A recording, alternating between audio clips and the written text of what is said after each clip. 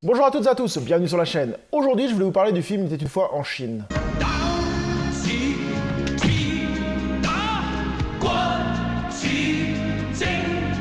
Film hongkongais réalisé par Tsui Hark, sorti en 1991, et avec dans le rôle principal Jet Li. Alors moi, ce film m'a énormément marqué lors de ma jeunesse, parce que ça a été aussi des films phares qui m'a fait découvrir le monde asiatique.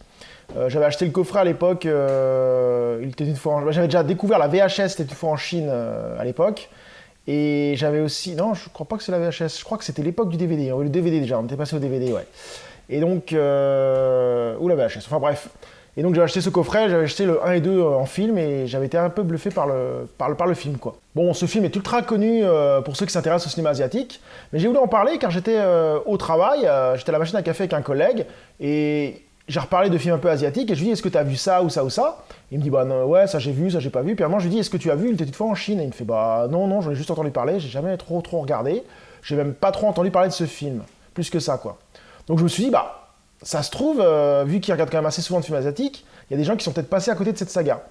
Donc je me suis dit, bah pourquoi pas faire le premier Il était une fois en Chine et en parler. Donc c'est pour ça que j'ai décidé de faire cette vidéo. Alors de quoi parle le film Il était une fois en Chine? Il retrace la vie de Wong Fei-hung, un grand maître de kung-fu, une figure historique emblématique de la Chine. Donc il est joué, comme je le disais, par Jet Li. Alors l'histoire, en fait, le speech, c'est que Jet Li, Wong Fei-hung, essaie de garder son mode de vie et son sang-froid pendant l'invasion des Occidentaux, entre les Britanniques, les Américains qui commencent à prendre le pas sur la Chine. Il doit faire en sorte de conjuguer sa vie d'avant et sa nouvelle vie.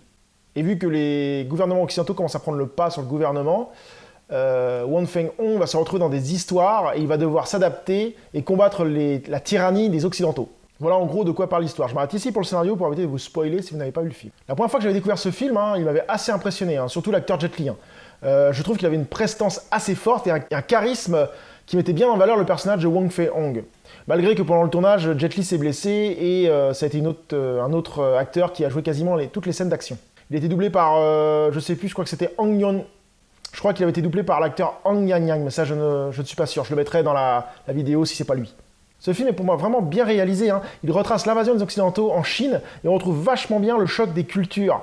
Il y a plein de petits détails dans le film qui montrent vraiment le choc des cultures entre la Chine et les Occidentaux. Et il y a des frictions, quoi, c'est logique. Alors niveau combat, on retrouve pas mal de scènes d'action avec certaines chorégraphies qui étaient bluffantes quand même. Moi à l'époque, je sais que j'avais été un peu bluffé par le combat, pour ceux qui s'en rappellent, le combat des échelles.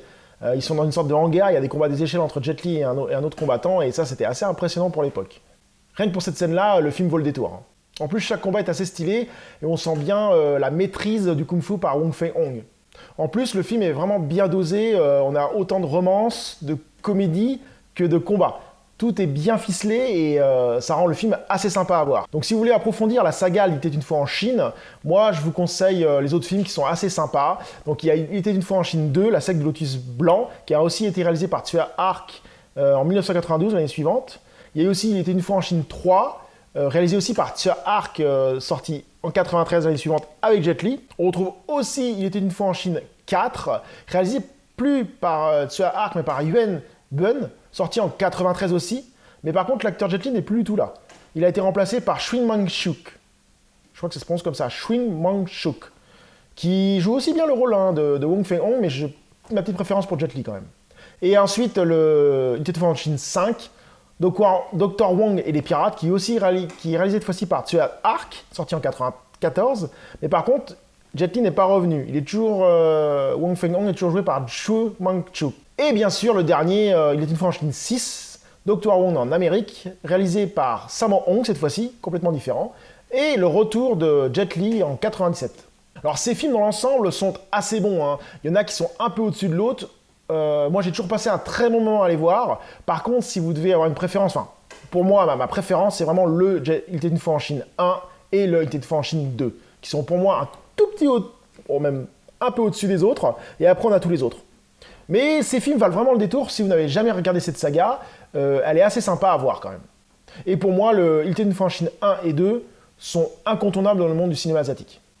Si vous connaissez cette saga et que vous avez des avis sur cette saga, n'hésitez pas à mettre un commentaire. Et n'oubliez pas de liker et de commenter la vidéo et même de partager la vidéo si vous pouvez. Ça fait vivre la chaîne et je vous dis à très bientôt sur la chaîne. Salut!